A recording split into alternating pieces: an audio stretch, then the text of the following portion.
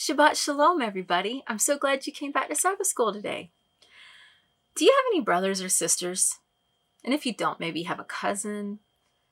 Sometimes they are great fun. I love my brother and I love my sister, but sometimes it's not so great of a thing. Sometimes they do stuff that makes me upset, or they hurt my feelings, or they just don't want to play what I want to play. They don't want to do what I want to do. And I'm the baby. So my brother's next. He's 4 years older than me. And then my sister, she's 10 and a half years older than me. So I didn't play with my sister much, but I played with my brother. And he always had to be the winner. He always did, no matter what game we played. If we played, police, I had to be the bad guy to get put in jail. And if he was going to be the bad guy and I was the police, well, then something bad had to happen to me. I never got to win. It was always frustrating. And sometimes he would just do really mean things. But then again, sometimes he would do really awesome things and show me that he really loved me. So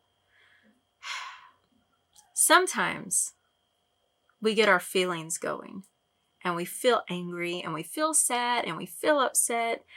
And we feel like they don't like us, or whatever feeling that we have. And did you know that feelings are not true? They're not facts.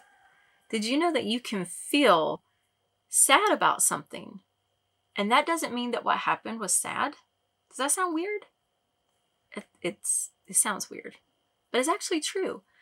Sometimes somebody will say something and it really, really breaks our heart and really makes us sad and upset and think that we're no good. But we actually heard what they said wrong, or we heard the right words, but we heard the wrong tone. That maybe they didn't mean what we thought they meant. And that can make us feel a way, and that doesn't mean that that's really what happened. So feelings aren't facts. They're not true all the time. Now, sometimes they are, but there's sometimes that they're not. Well, there's this one time I was playing baseball with my brother, and I can't remember now which was which. I think it was I wanted to throw the ball, and I had been the batter, and he wanted to stay the pitcher, and I wanted to switch. I wanted to get to throw the ball and him hit. And he wouldn't do it. And he told me that he was going to throw it. And if I didn't hit it, it was going to hit me. I'm a little hard-headed. Not in a bad way, though. Normally I'm hard-headed for a good thing. If there's a important thing, like walking in Yahweh's ways, I'm really hard-headed. But anyway, so I felt like what he was saying was wrong. And I wasn't about to hit that ball. And I stood there. And I let him throw that ball at me and hit me. Could you imagine how upset I was at him? That he actually threw the ball at me and hit me on purpose. I was so angry.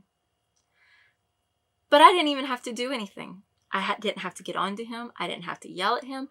I didn't have to throw the ball back at him. I didn't have to chase him with the bat. I didn't do anything.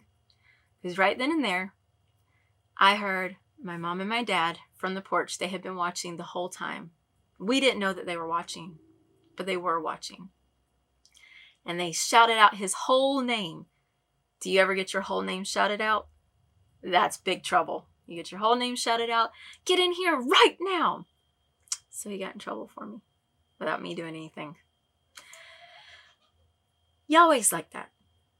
Sometimes we don't feel like Yahweh is watching, but he is. He's always watching. And we actually don't have to go and do stuff back to people when they do mean things to us. He actually will end up taking care of it for us. Let's go and hear a story about the very first time a brother got upset at another brother. And let's see what happened. We're also going to have some prayer and have a song, and then we'll jump into that story. Heavenly Father, we thank you for this day that you've made. We thank you for the time that you've called us to gather into your presence. on Shabbat. And we pray that you would bless our time together, that we would learn from you, that we would honor and please you in all that we say and all that we do. And we love you and thank you. Pray this in Yeshua's wonderful name. Amen. Welcome to our families. Today we have our whole Torah family with us. We have our daughter Shannon and Adrian, and our son Ethan is going to play the cajon for us today. It's a little drum box. And the song we have for you is about bringing our best to Yah. Today's story, we're going to hear about a couple of offerings and the hearts behind them and how they work out with our relationship with Yah and our relationship with others. And we hope that you enjoy this song and that it is a blessing to you. All right.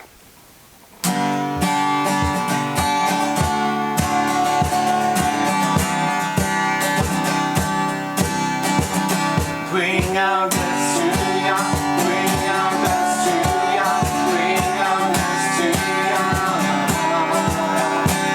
Bring our best to Yah, bring our best to Yah, bring our best to Yah. For He is worthy of all praise. He is worthy of all things. He is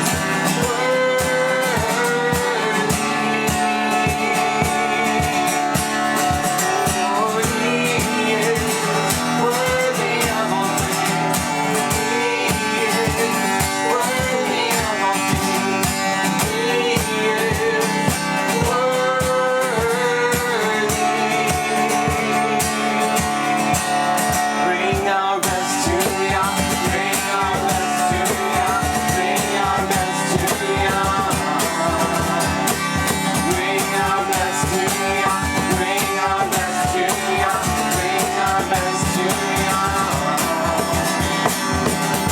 And if you do well, then you'll be accepted. Bring our best to Yah. And if you do well, then you'll be accepted. Bring our best to Yah. Bring our best to Yah, bring our best to Yah, bring our best to Yah. Bring our best to Yah, bring our best to Yah, bring our best to Yah. For He is worthy of all praise. Raise your hands, He is worthy of all praise. Worthy of all praise.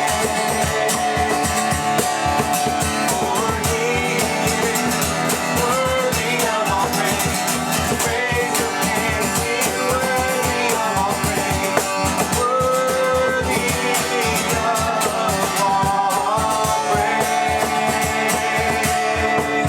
Bring our best to Yah, bring our best to Yah, bring our best to Yah.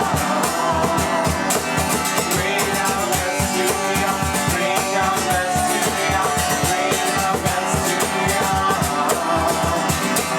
Bring our best to Yah, bring our best to Yah, bring our best to Yah. Amen. Shabbat Shalom. Shalom, friends. This is Miss Ashley, and today we are going to learn about the story of Cain and Abel in the Bible. Here's the story.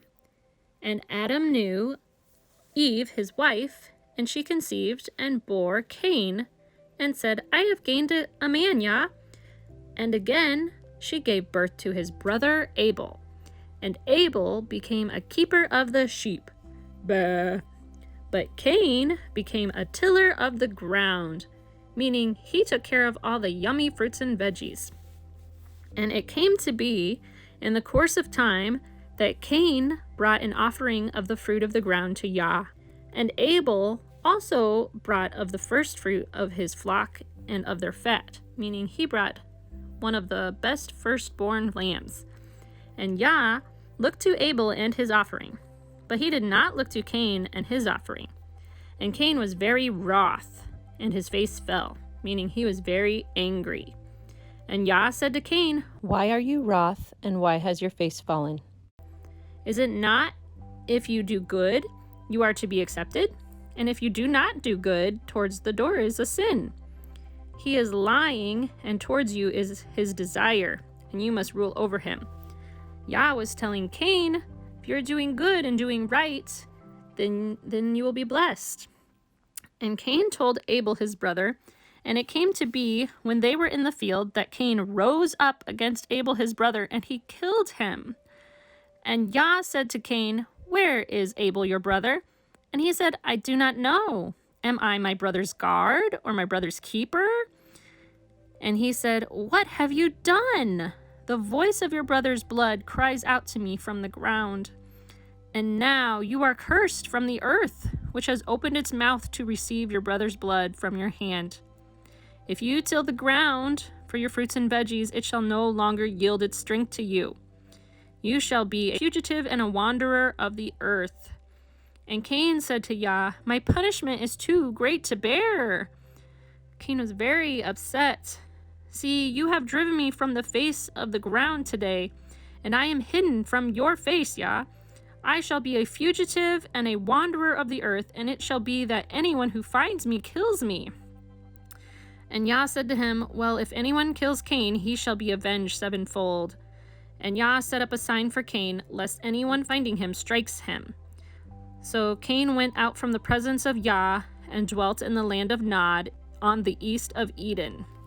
So even though Cain did a horrible thing, Yah put up a sign so that no one would try to kill him. And that is the story of Cain and Abel. I hope you enjoyed today's story. Shalom, friends. Shabbat Shalom! Welcome, boys and girls. My name is Miss Lindsay. And my name is Dean. In our story of Cain and Abel, Cain was the first farmer. Are you a farmer? Or do you know somebody who is?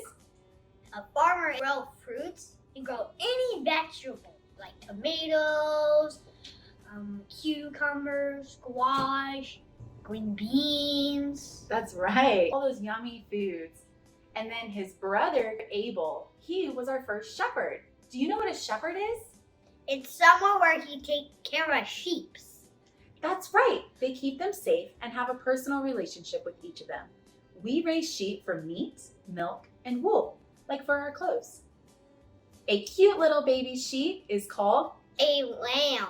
And when they grow into adults, the girls are called ewes and the boys are called rams. The fur on their bodies is called wool, and this can be really, really soft, or it could be really, really coarse, just depending on how old they are and what breed they are. Sheep are mentioned in the Bible more than 500 times. That's more than any other animal. Can you count to 500? I can.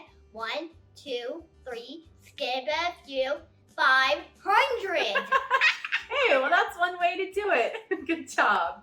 Now, Dean and I have a special surprise for you.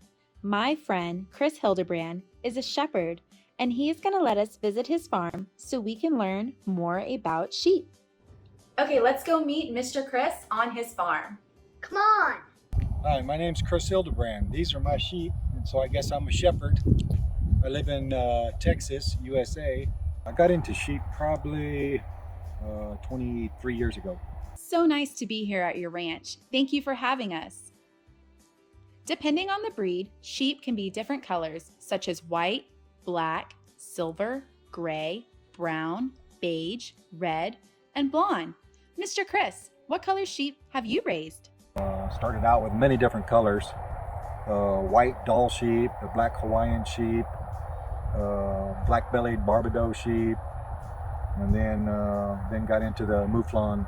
Get prettier color the older they get, and as wintertime comes around, they tend to get more brightly colored.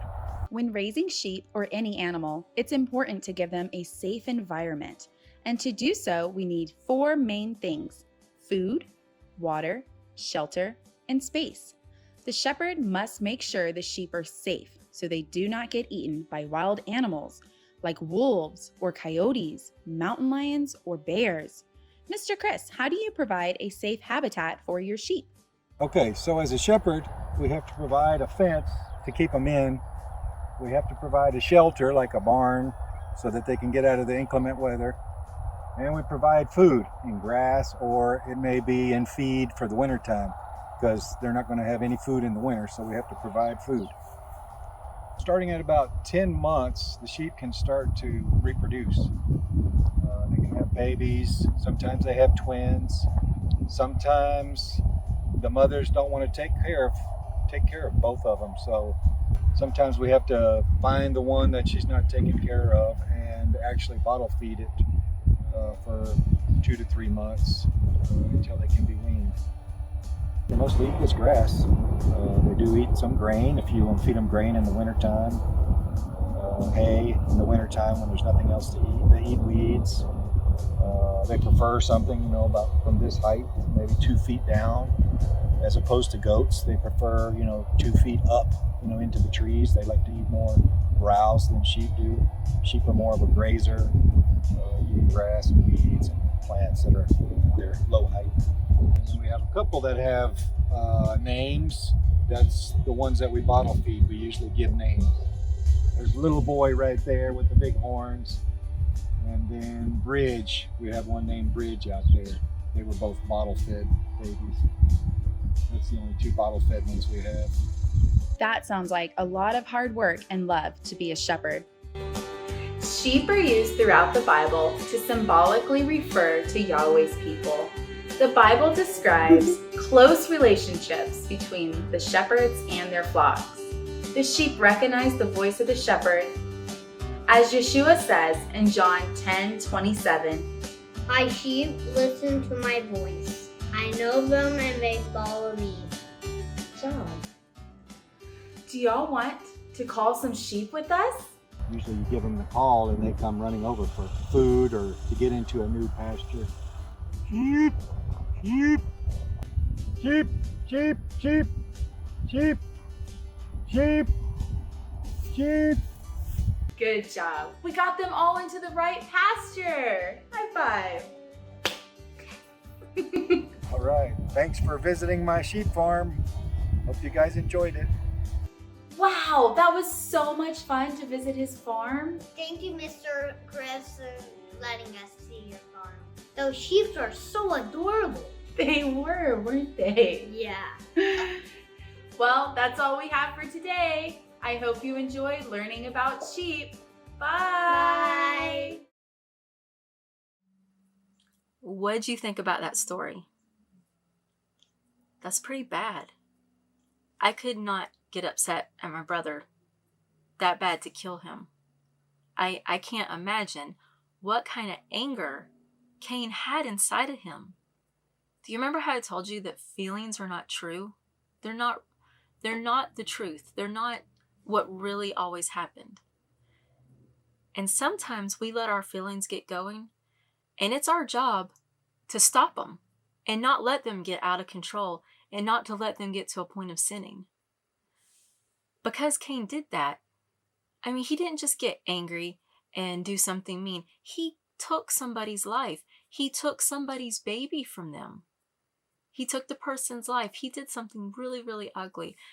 And sometimes we get mad and we do mean things. And it may not be that bad that we kill somebody, but it might be something that really does hurt them, even if it's an inside hurt, even if it hurts their heart. And even if it's something that we can't see, but even if it is something we see, we go and break their notebook and rip up all of their pages that they wrote because we got angry at them. And that could really, really hurt somebody and hurt them inside for the rest of their life.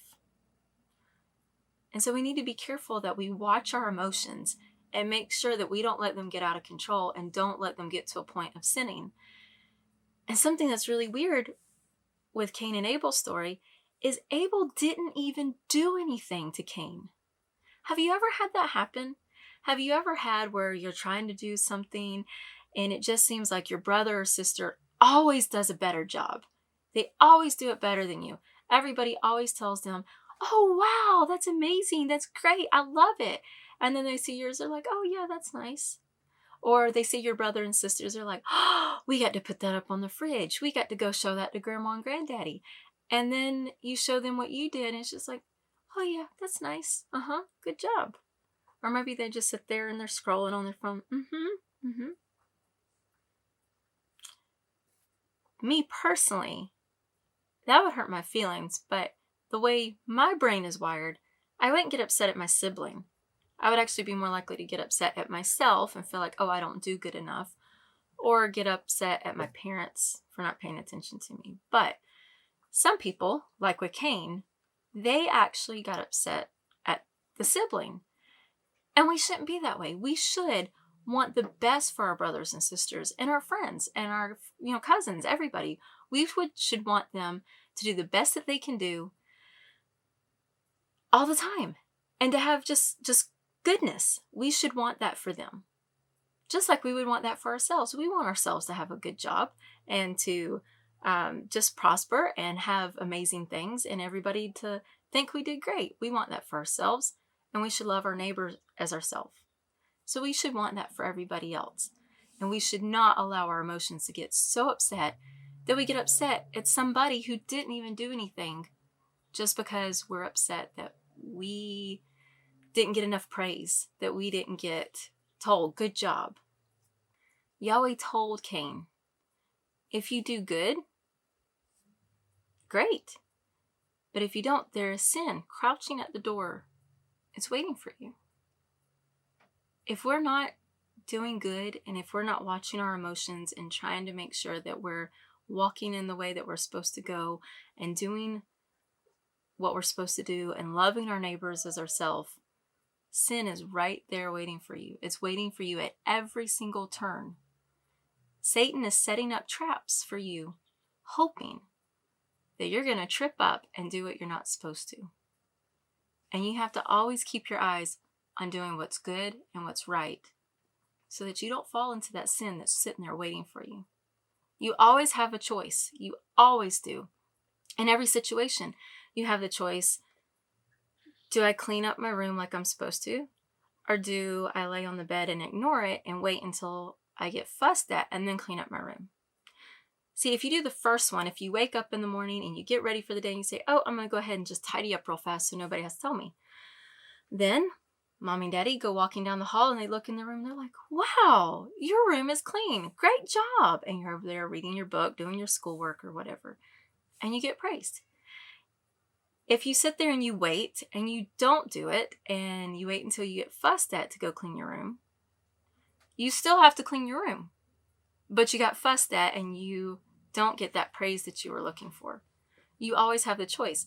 And actually, both ways, you still had to clean your room. But when you made the choice to do the right thing first, the other one, you made the choice to not do the right thing first. And when you make the wrong decision, sin is always sitting there waiting for you. And it's waiting and it's hoping that you're going to trip up and do something you shouldn't and get in trouble. So we need to always be watching for that. Let's try to make sure that we do good and don't fall for that trick and trip up like Satan wants us to do. So now we're going to go learn some more. We're going to learn some history, or we're going to learn some Hebrew, and go see what else some of our friends have for us today.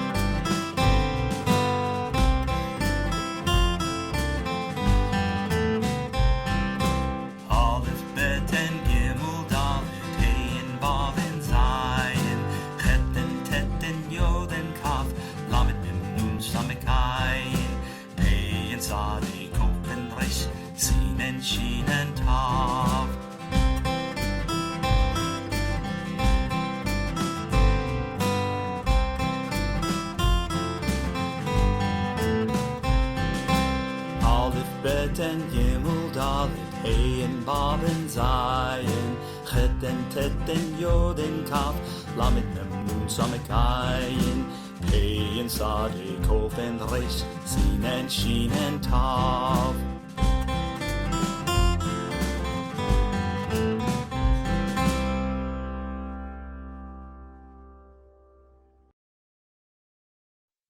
Shalom, Mishpacha. It's your Havara Yohana, or Miss Joanna, here with Bryn to present this week's Hebrew language lesson. Today we will be learning how to say familial words in Hebrew. That means we'll be learning about words that are related to our families and family members. Once again, this week's Bible lesson comes from the book of Genesis. Does anyone remember what the Hebrew name is for this book of Torah? You're correct. It's Bereshit. Now, do you remember what Bereshit means? Right again. It means beginning. You're already doing a great job on this week's Hebrew language lesson. I can tell you've really been practicing saying your Hebrew words over the past week.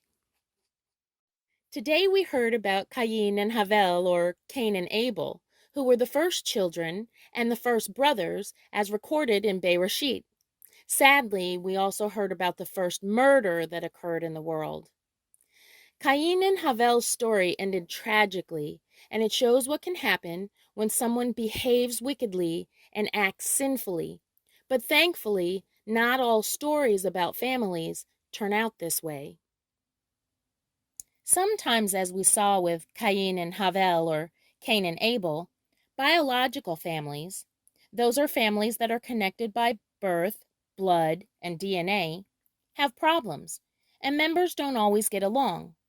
But there is another family that all of those who walk in the way, following Messiah in Torah, are part of, and that is the Mishpacha of Elohim, or the family of Yahweh. After Cain killed his brother Havel, or Abel, Adam, and Chava, Eve, had a son named Set, or Seth. Seth was something like the great-great-great-great-great-great-grandfather of Noach, or Noah. After the flood, Noach and his mishpacha, or Noah and his family, were the only people on the earth. So it was through Noach's mishpacha that the earth was repopulated. And it was through the family of Noach's son, Shem, that Yahweh would bring forth his chosen people, Yisrael, a special mishpacha, or family, that he would call his very own. It was through Shem's lineage, or family line, that Avraham would be born. In Bereshit 12, Yahweh tells Avraham to leave his own mishpacha, or family, and that Yahweh would make Avraham and his descendants a great nation, and that they would be greatly blessed by Yahweh. Yahweh also tells Avraham that all the mishpachot, all the families of the earth, would be blessed through Avraham and his children.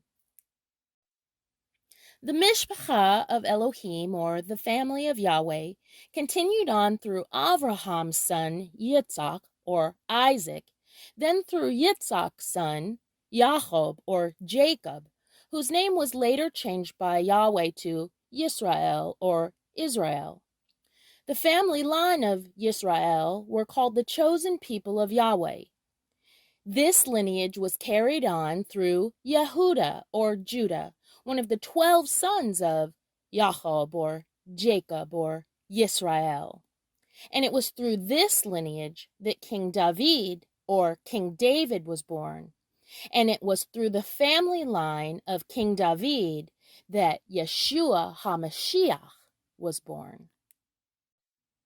In the first chapter of the book of Yohanan, or the book of John, the apostle tells us that any who believe in Yeshua, any who call on his name, have the right to be called children of Yahweh.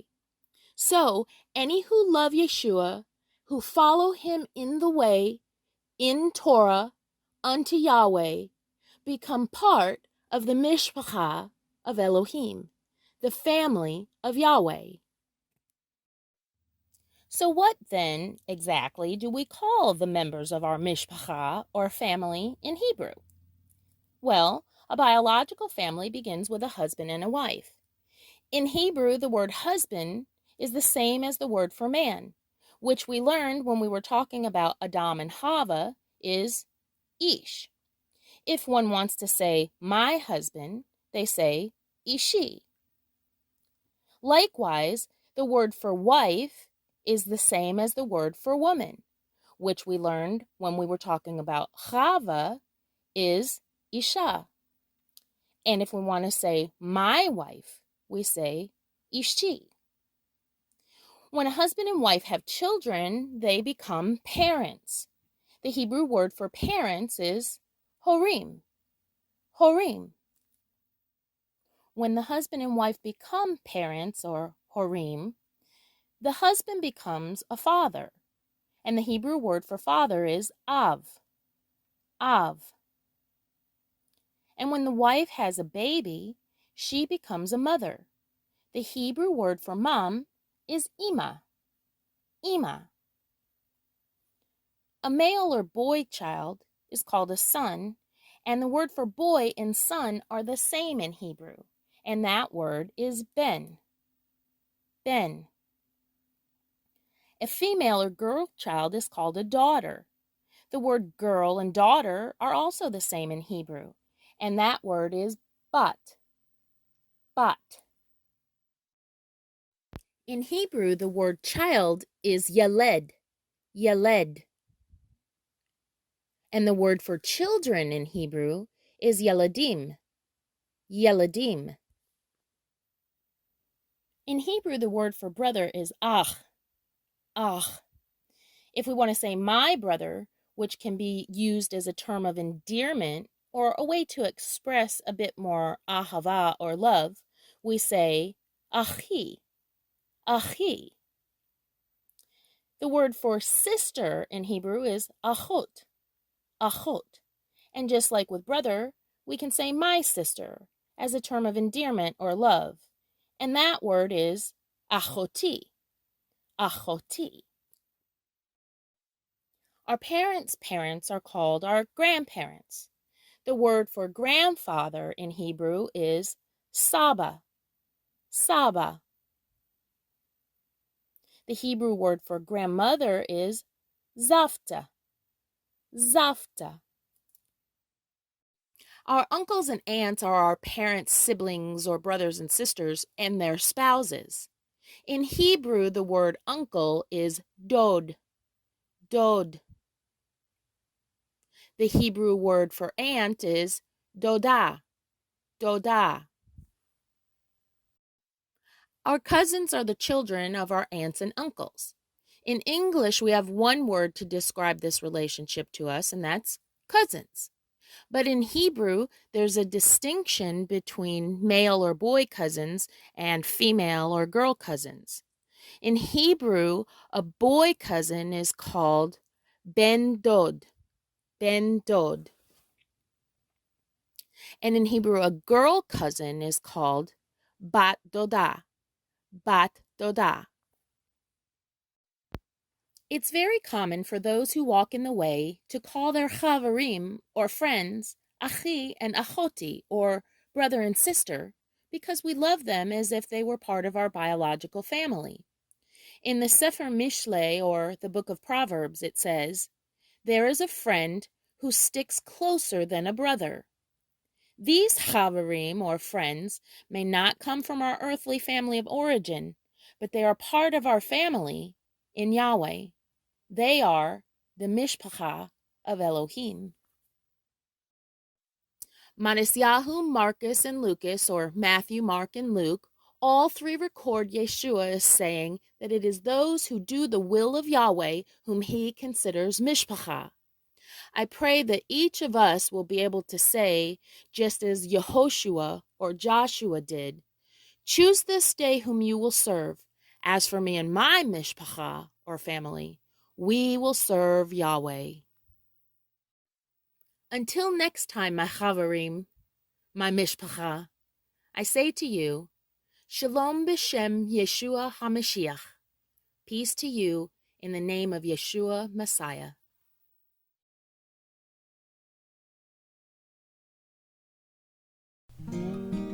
History by the sweat of Cain and Abel's brow. Cain was a lot like farmers of today, but without the fancy equipment. Instead of using tractors, he used handmade tillers to till, and a tool like this sickle to harvest his grain. Cain did not buy seeds, but saved them each year. He would have planted his grain by throwing it on fresh tilled ground. His seeds would soon sprout, breaking through and getting taller each day.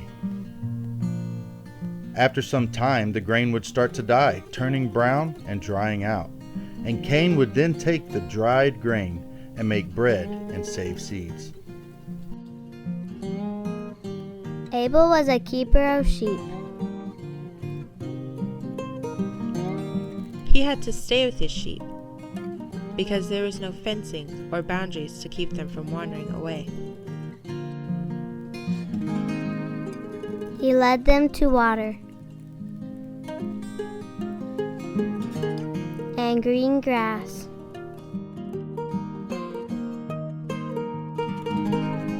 He protected them from danger when predators were near, and helped them when they were lambing or sick. This ensured his flock would stay alive and healthy for years to come. Until next time, Shalom! After listening to the story about Cain and Abel, here is a comparison about children and their parents. When children are obedient to their parents, they receive blessings. And just as Yah, our Father in heaven, knows what's best for us, we should be following our parents who are guiding us in the way of Yah also. When we follow our parents, then we are trusting, respecting, and loving our parents, just as we should trust, love, and respect our Abba Yah. So here, in the same way that our parents try to teach us what's best for us, is what Yah does for us. Our parents often give us rules and guidance that we don't always understand, and many times we think maybe we don't have to follow those, or maybe we shouldn't follow those. But our parents give us rules and guidance for a reason. It's so that we can live in the way that Yah tells us to live, and so that we will be treating others the way we want to be treated, and also so that we will have a blessed life through Yah. And that's the same thing with the story of Cain and Abel. Cain did not do what Yah commanded. He killed his brother, which is against what Yah commands, and it hurt him, his family, and himself. He had to live a cursed life the rest of his life.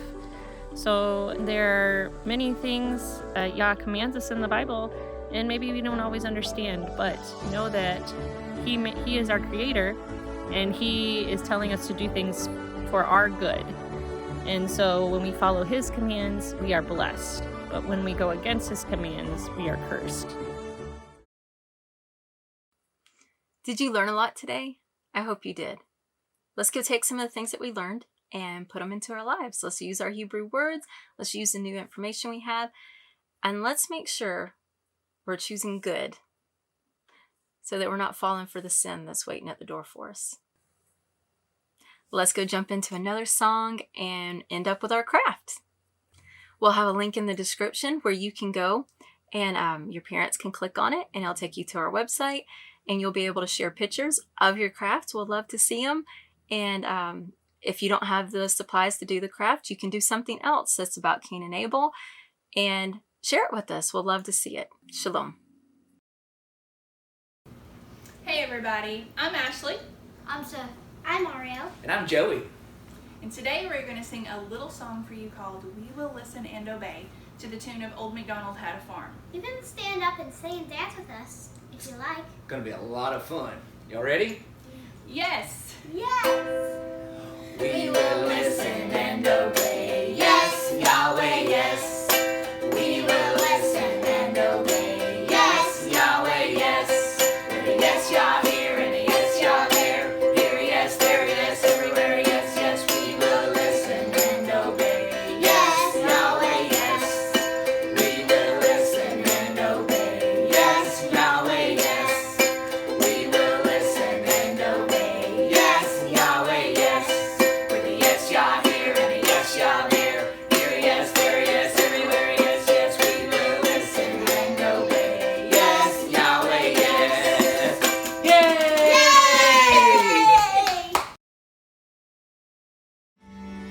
Shabbat Shalom, and thank you for being here.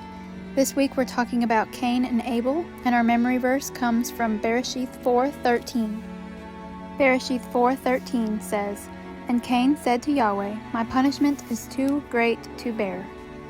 Throughout Scripture, we can see the difference in people who receive Yahweh's blessings and those who do not. The story of Cain and Abel is no different. Though his life was shortened, Abel was blessed by our Heavenly Father. Cain's jealousy caused him to turn in anger and kill his brother Abel. Cain's disobedience led to his punishment. Yahweh punished Cain to a life of restless wandering. That sounds pretty scary and not at all peaceful. I am so thankful that being obedient to Yahweh is easy, as long as we love Him and follow His Torah. Yahweh wants us to have a life full of blessings. Just as we know that Yahweh's punishment can be pretty severe, His blessings for us can last forever. Our scripture verse again is Bereshith 4:13. And Cain said to Yahweh, My punishment is too great to bear. I pray that you all have a wonderful week. Shabbat Shalom. Shalom, everyone. My name is Angelica, and I have my daughter here, Aurora, to help us with our craft today. Are you excited? Yes. So let's get our materials and let's get started. For this activity, we're going to need crayons, glue, markers or a black sharpie, scissors, pencils, toilet paper or paper towel rolls, and paper. So now we're going to draw Cain and Abel. We're going to be using black Sharpies. You can use a pencil if you're more comfortable, if you feel like you're going to need to erase. And we do have something underneath our paper so that if we do bleed through, we don't ruin our table. I'm going to be drawing Cain, and Aurora is going to be drawing Abel. Now we're going to start by drawing out their faces, and you can just put this right in the middle. We're going to cut them out at the end.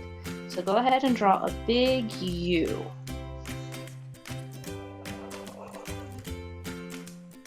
And then we're going to give him some eyes. But now Cain, we're going to give him angry eyes, because Yahweh was not pleased with his sacrifice, which made Cain very upset. I'm going to give him an angry face. But for Abel, we're going to make him happy. So Aurora, can you please draw Abel a happy face?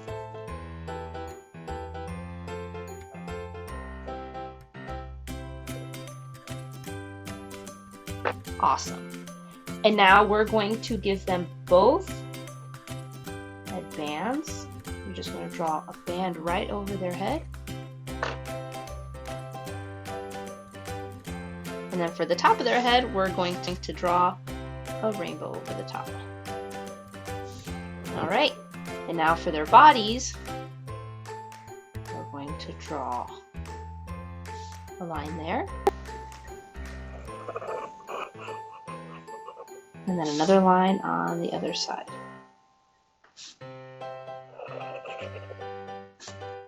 Now we're going to draw his arm, and we're just going to draw 2 lines right across, and then a line going up.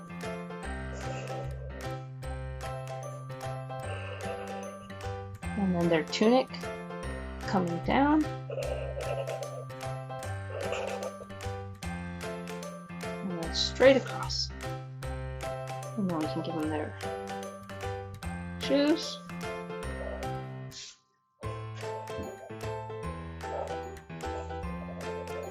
And their hands.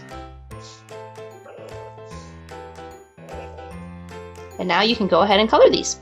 So now we're all colored in, and now we get to cut them out. So now we have our Cain and our Abel cut out. And if you're having any hard times with the scissors, go ahead and have your parents help you, or maybe an older sibling can help you cut your character out. Next, you're going to need your paper towel roll or toilet paper roll, and you're going to need to cut out some smaller strips out of these. And again, you probably want to have one of your parents cut these out, an adult cut them out for you. And then we're going to glue our character to them. So now we have our Cain and Abel glued onto their stand, so now they can actually stand up. If you find that your person is leaning forward a bit, what you have to do is crease the paper a little bit so that it has some stand up. So now we have our Cain and Abel, but we're going to need to make the altar that they used to sacrifice their items to Yahweh. So we're going to take another piece of our paper towel roll and we're going to decorate them as an altar by drawing rocks on them, and you can paint them or use markers. And you're just going to draw rocks on your roll. If you don't have paper towel rolls, you can use a Dixie cup. You could also even just use a piece of paper and roll it up. So now our altars are done, and you're going to grab your scrap piece of cardboard, and this is just a piece of cardboard box, and we're going to glue it to the top of our altar. If you want to draw some sticks on there for our burnt offering, go ahead.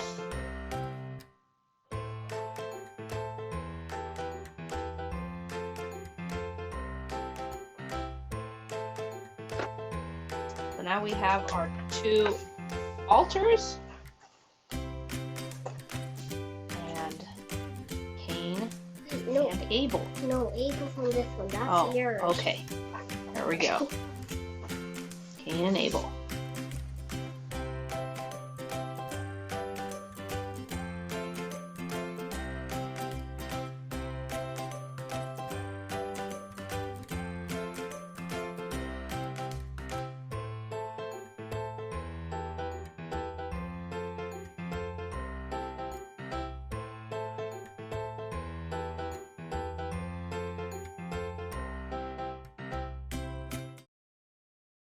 Hey, good morning, everybody.